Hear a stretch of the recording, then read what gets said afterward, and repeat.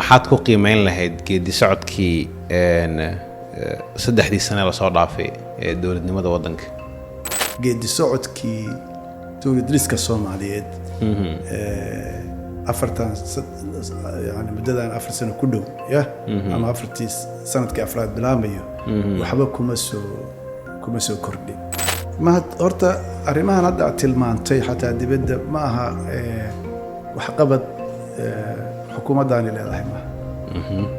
ma aha wax la dhihi karo achievements xataa haddii ay iyadu samaysay yani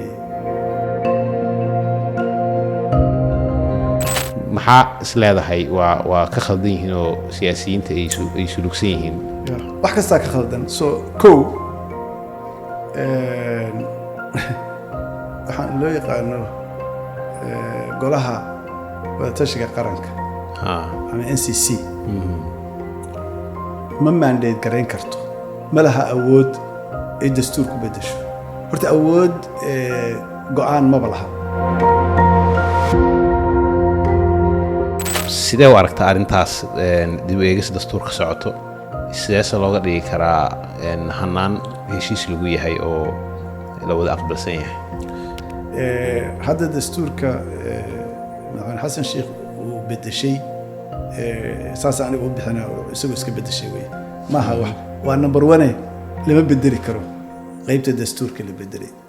yani cutubka koowaad ee dastuurka baarlamaan xataa ma bedeli karo gudoomiyaha baarlamaanku waa ka awood badan yahay madaxweynaha laakiin isagay ku xiran tahay iyo baarlamaanka members of parliament inay fahmaan awoodooda inay fahmaan wasiir dooda saa u fasiraysid haddii sax u tahay dadka hadda gudoomiyaha baarlamaanka iskale waxay leeyihiin labada ra'iisul wasaare iyo madaxweynaha haysto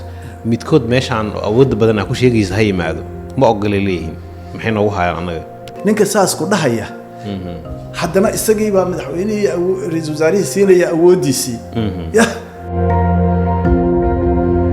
electionka u soo laaban marka doorashada processkaas hadda socdo dadka hadda banaanka ka jooga maxay ku diidan yihiin hadda doorashada waxaaba diidan doorashada la gaarin constitutionkii lagu falaalay marka constitutionka hadda doorashadan lagu dhisayo waxaan ku leeyahay waa sharci darro kow waana sharci darro mana la isku